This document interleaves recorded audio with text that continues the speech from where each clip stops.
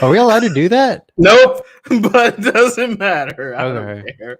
I'm pretty sure they're gonna be like, yeah, we're gonna tell Disney that you did that. Anyways, so the interview was a friend of mine from work. Henry, it was good. It was good. Not less of an That interview. was a More good fun. interview. It was good. I Yeah, like I agree. it. Yay, so welcome to the Bitcoin podcast, everybody, watching or listening for the first time. My name is Dimitri, or you can call me the Fergalati. I'm the host that talks first. And I'm the host that talks third, Jesse Broke. That's right, the host that talks second. And this great quote unquote first world we live in is having power issues and he can't record today. So his computer is like shot. So it's just me and Jesse on this round. Dr. Petty couldn't make it. I can't wait. What about the staking stuff? Really? I hope he's not over there getting fucking slizzashed. No wonder he was stressed out. He was like, "My power's out, bro," and I was like, "Bro, light a candle. Like, what's the big deal?" Like, anyway, for you guys not listening, if you're actually staking and supporting some of these networks and you don't do it well, they will take your money. They will take your money if your node is down for too long. So I hope Corey's really getting it together and he's not like in shambles tomorrow. Maybe we should check up on him. Anyways, so Jesse, how you been, man? How's your week going? It's going, dude. How about you? Man, I can't complain. I honestly can't. I tried. I woke up this morning and I tried to complain about my week, and I was like, I honestly have nothing to complain about. Right. So, it's Hey, did you get your Cheetos yet? I did, Mm-hmm. and they were eaten again. Ah. So I have to get these Cheetos and hide them from my girlfriend's children because they dominate my Cheetos, bro. I even got the extra spicy ones because I was like, what I got. You're I not ate gonna them. like these. Mm-hmm. Oh, conspiracy theory coming in hot. Okay. No pun intended. Go for it. Extra spicy Flamin' Hot Cheetos taste how Flamin' Hot Cheetos used to taste in the 90s. They had them in the 90s? Yeah, bro. I've been eating these things since I was a kid, fucking in my stomach for years. I'm trying to remember. Right? So I think they lessen the flavor dust as people like them more to make a bigger profit, because why not? That's what businesses do, right? And then now that everybody loves them, they're dumping that flavor dust back on those Cheetos, calling it extra spicy, right? Making the same profit they were making back in the night. Telling you, bro. Telling you. I mean, why would they need to do that? They have Flamin' Hot Doritos, Flamin' Hot, what is it, Funyuns, like. Dude, never ask why when more profit can be made. But let's talk about crypto, right? Like, there's some things we need to discuss. Taproot, what is it, and why are we talking about it? That's all you. All right, so educate me. Do you know what a taproot is? No. Isn't it like, I get these two swapped, right? I'm talking not a Bitcoin, but like a taproot. Like there's the main root of a tree, and then there's these offshoot roots, right? That tap into things. I think I'm backwards on that. Is the main root called the taproot, and the offshoot roots are called the, I don't know. Let's just Google it. It's not like the internet doesn't exist. What is a taproot? So it's large central and dominant root. So not the peripheral ones. There we go. But the ones that go, I guess, straight down. Yeah, so it's the big root, right? That taps into the oof that the other roots tap into, right? And so as right now, I'm looking at a website called Taproot Watch. It does look like that Bitcoin has almost hit the 90% threshold to actually implement Taproot. Yeah, I saw that. Yagi posted that link in the Slack. So about Taproot, I'm just going to read a little bit about Taproot so we know. Taproot is a soft fork to the Bitcoin network that will improve the scripting capabilities and privacy and enable something called Mast, which helps making smart contracts more efficient and private by only revealing the relevant parts of the contract when spending. It can also improve privacy of the Lightning Network by making channels look like regular Bitcoin transactions if the Lightning implementations choose to adopt Taproot, right? So in essence, what Taproot does is it allows smart contracting contract language to be easier to perform on Bitcoin, which is a big deal because right now smart contracting king is Ethereum, right? And if Bitcoin gets smart contracts, what does that look like, right? Slower and worse, more expensive. Bitcoin costs a lot. It doesn't cost more than Ethereum does right now. It will, depending on like how complex those transactions you can do in Taproot are. Yeah, hell yeah. So then we just have layered off-chain transactions. That's all. It says Lightning, yeah. So maybe that's what it'll look maybe, like. Maybe a bunch of stuff happens in one layer, and then just one transaction goes on Bitcoin via Taproot, and then boom, boom, boom. Yeah, I don't really know how the design is going to work, but what I do know is it adds smart contract functionality to Bitcoin, and I think that there's going to be one or two big companies, or I don't know, that take advantage of this ability. The reason why that's big also, for those of you listening, is the upgrade to Bitcoin's network will allow for very anonymous transactions. And there's no mystery that cash is king. Well, digital cash will be digital king.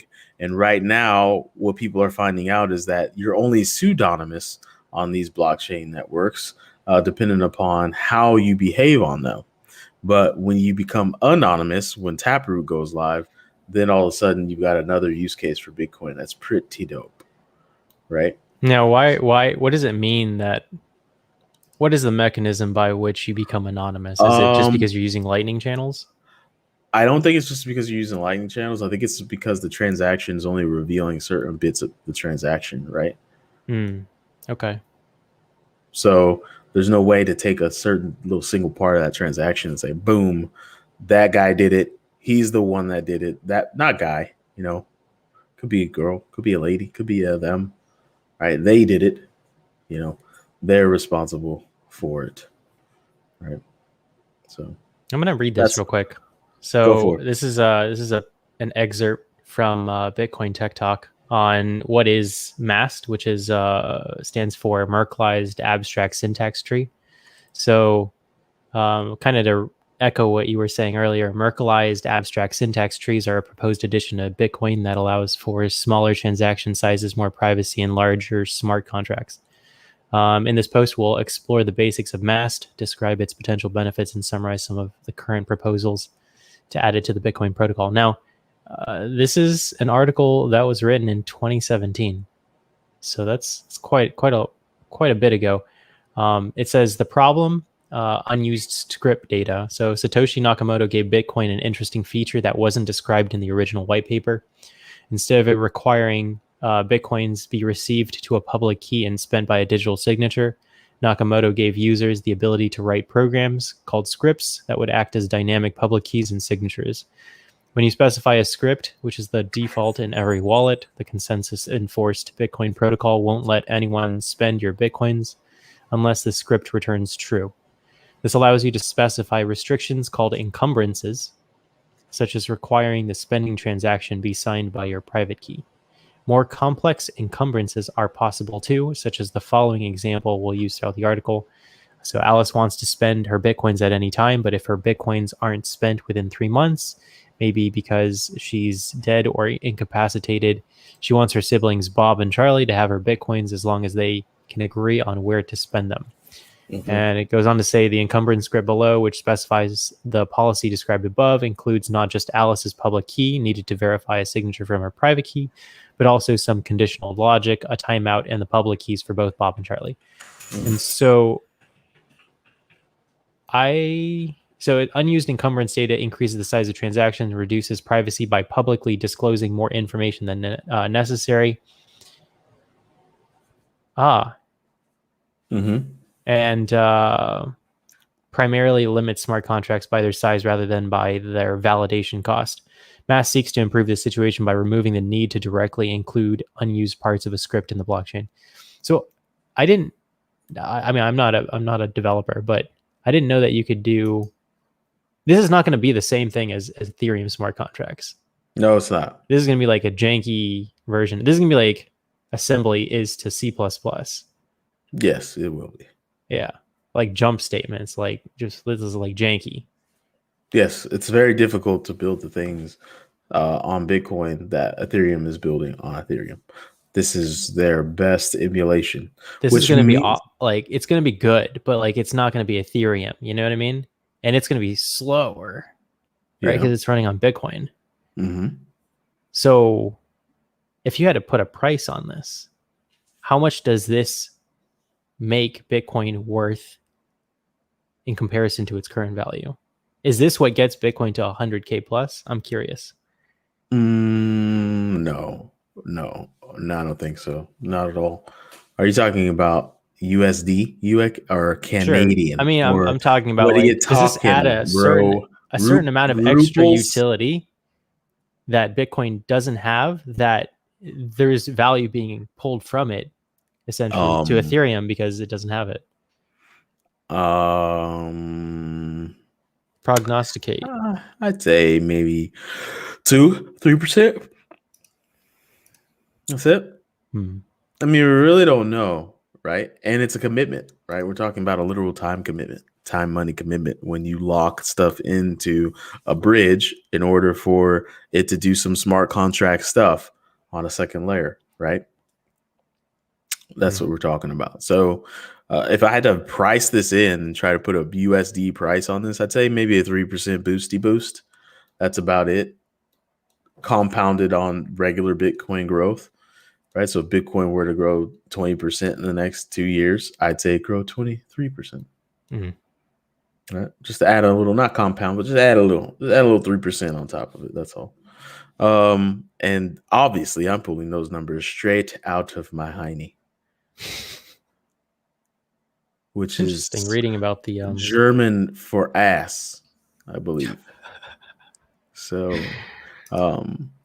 das ist ein Ass in Deutsch.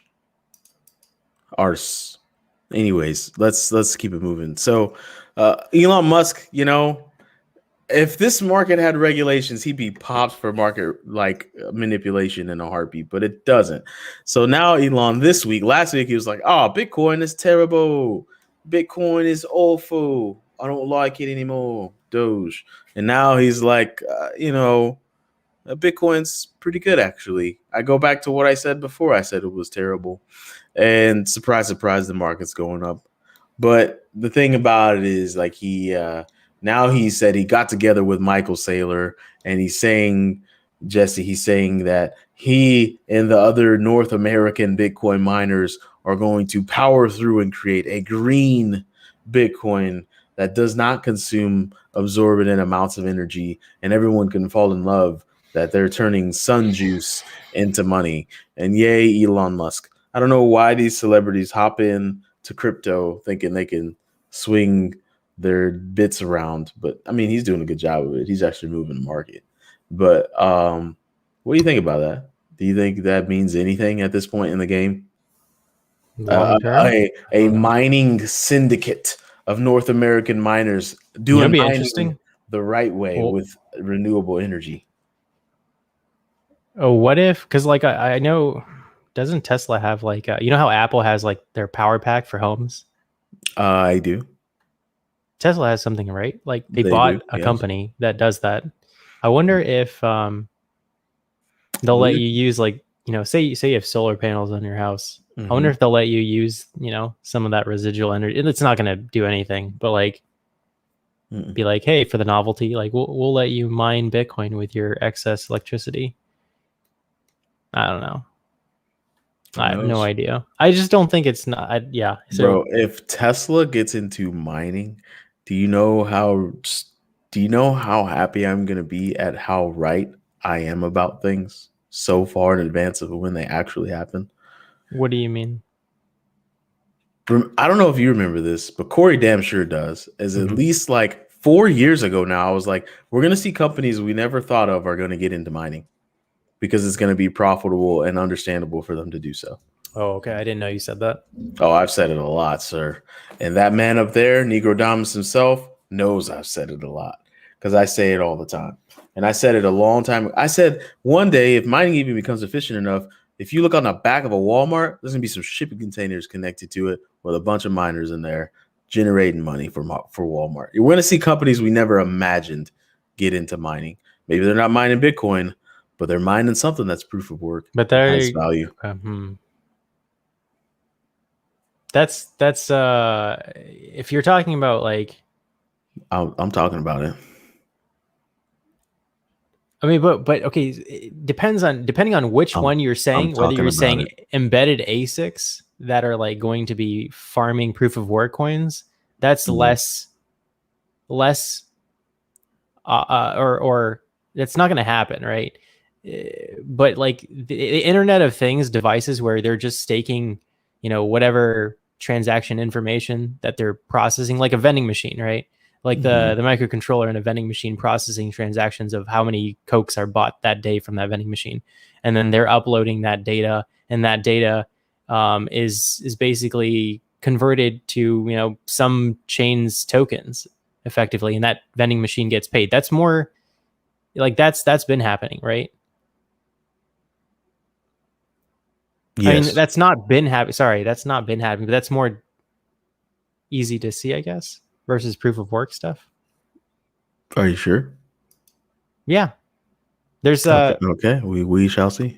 There's a little device that you can buy on Amazon that does air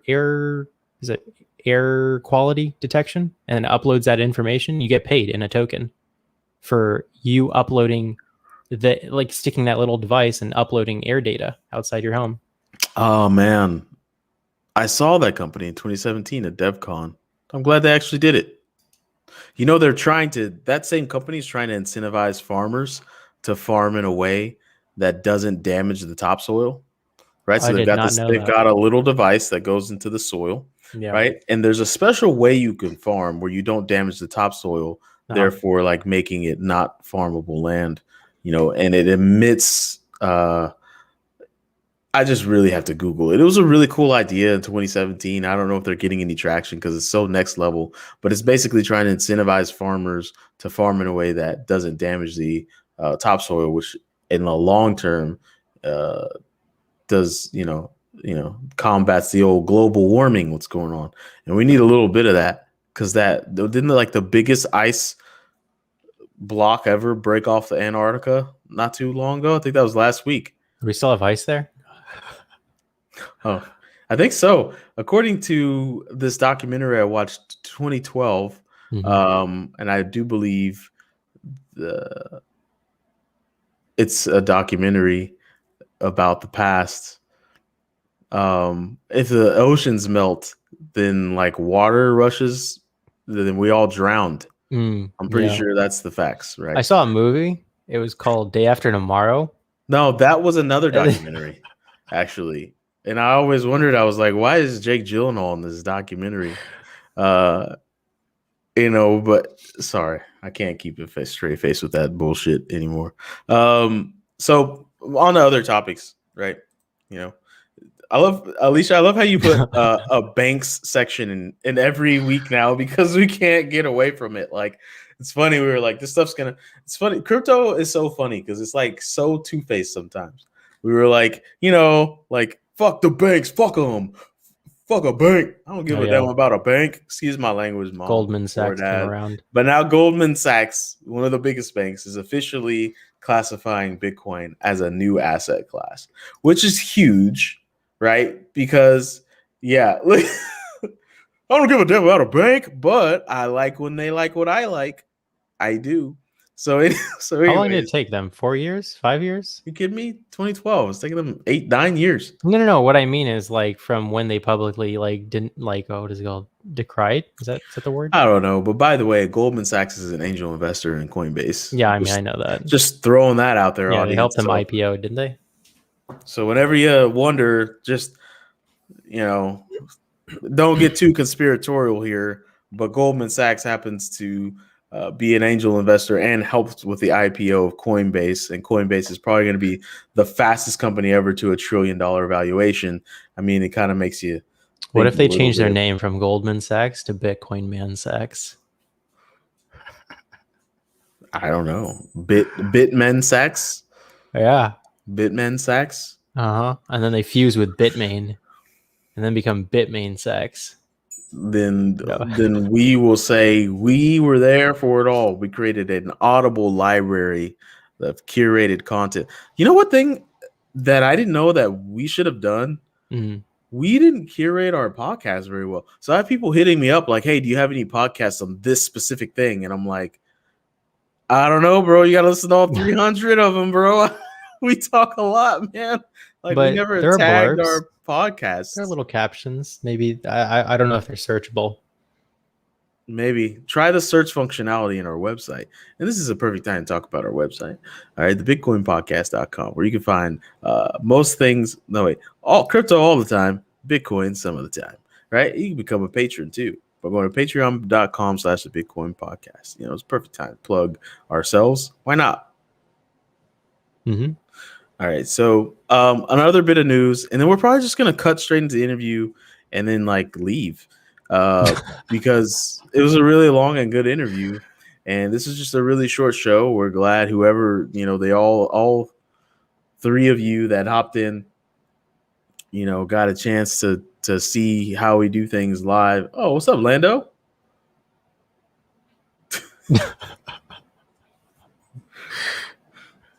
My dog is so derp.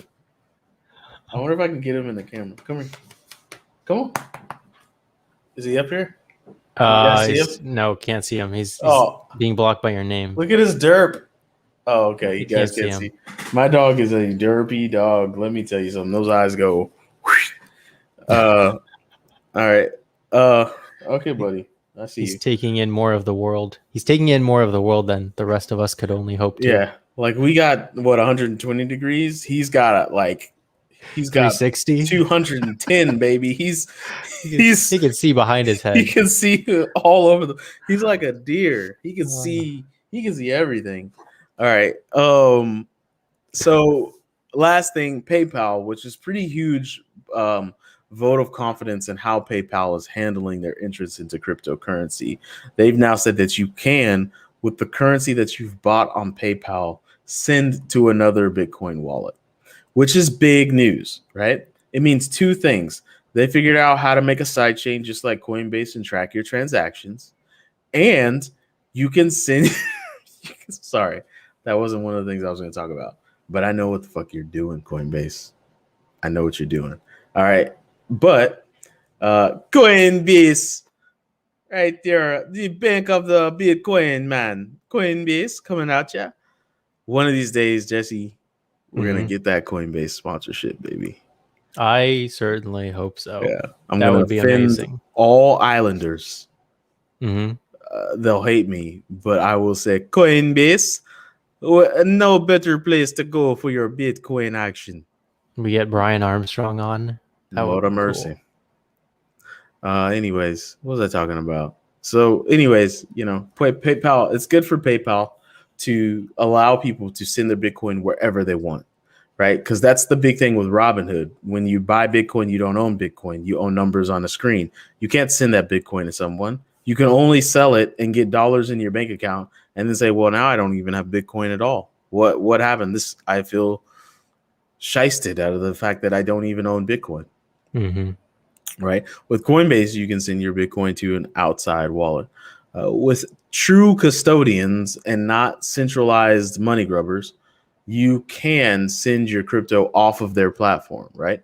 You know, in fact, a very powerful metric, which you just showed me, Jesse, that you can kind of use as somewhat of a short to midterm predictor of price is seeing how much crypto flows in and out of central exchanges. I don't think that's like super short term, and then you're just making assumptions. You have to pair that with something else.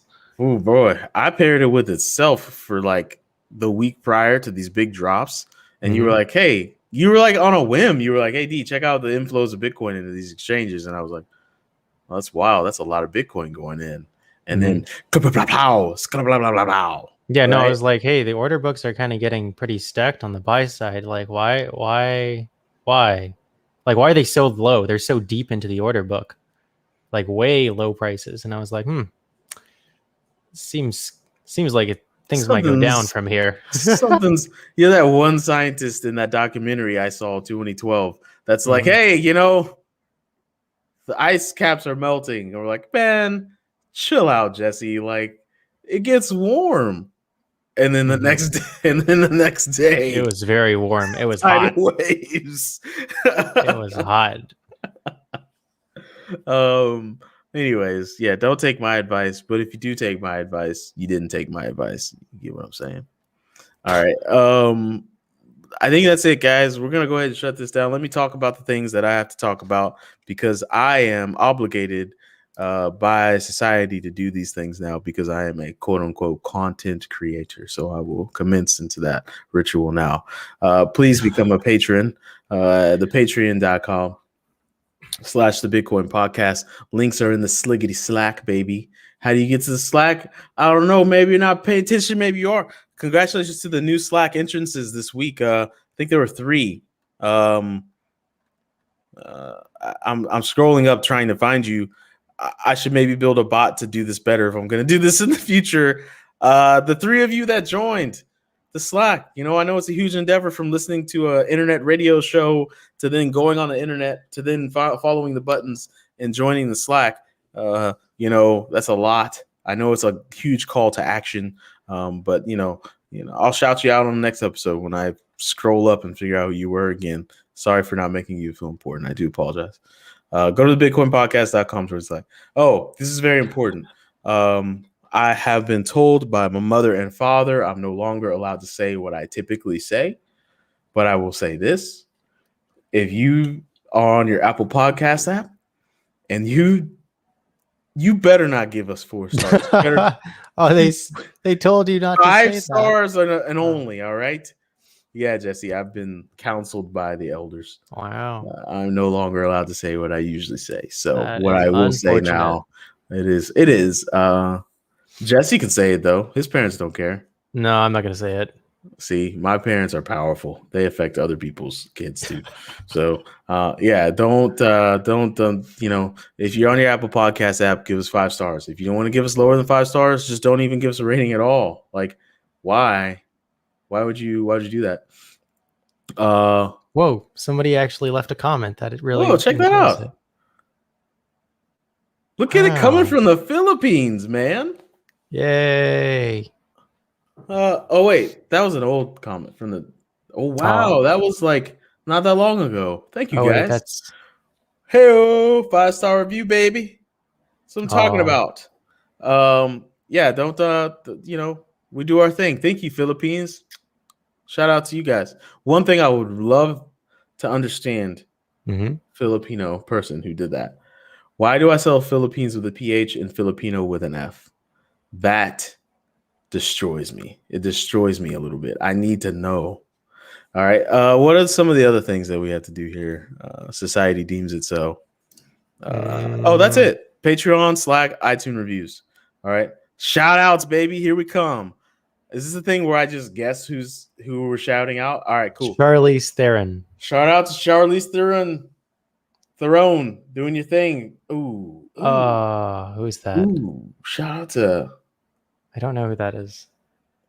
I guess that's Rhea Ripley. That's got to be Rhea Ripley. We're gonna say shout out to Rhea Ripley.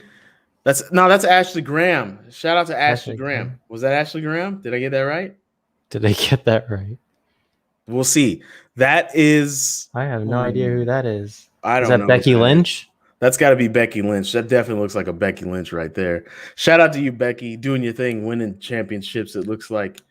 Who's next? Let's keep this going. I like this, like random people we shout out. Who's next? Oh wait, maybe Alicia's telling us in the private chat. That was Rhea Ripley. I know who you are. Amelia Clark. Yeah, that's Amelia Clark. She's Dragon Lady. I don't even watch that show. Can't stand the show. Oh, I don't know this person. Oh, that is shout out to I wish you left hints. Cameron Sue. Shout out to Cameron Sue. That is Becky Lynch. That's Becky Lynch. Shout out to Becky Lynch. All right, who's next? We got to go quick because we're running out of time. Now that's Cameron Sue. That's Cameron Sue.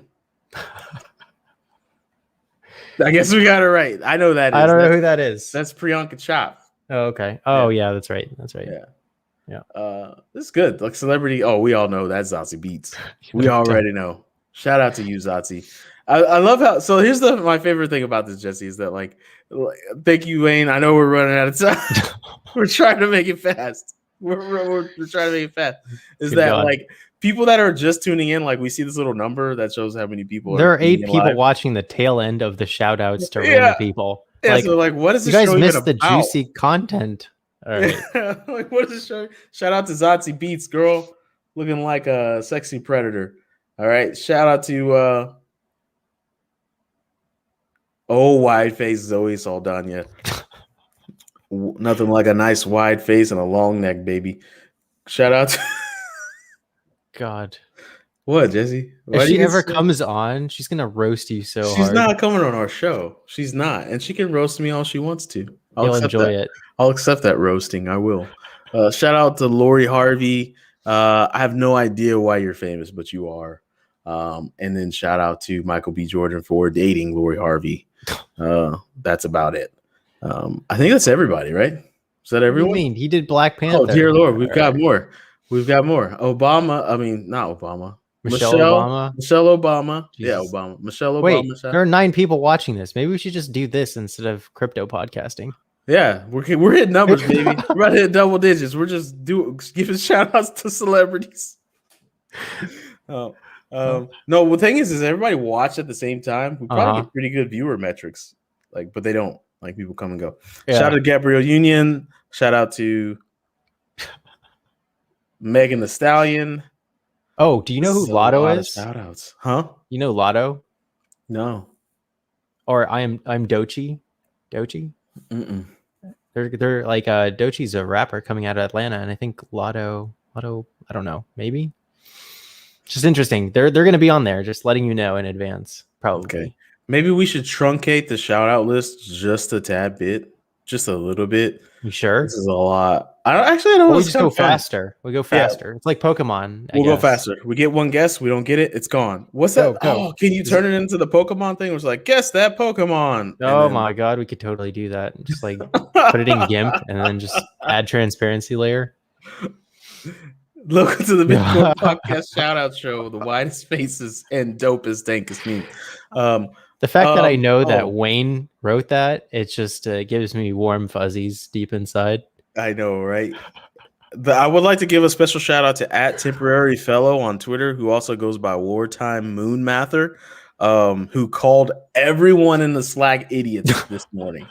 We're all idiots, and we don't know how any of this stuff works. Idiot sandwich. As to which we replied to him, pee pee poo poo, to get the flames going, baby.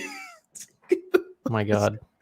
And we're just messing with people on Twitter. You can join the Slack if you want to, bro. I know you're in there somewhere. You have to be in there to make fun of us like that.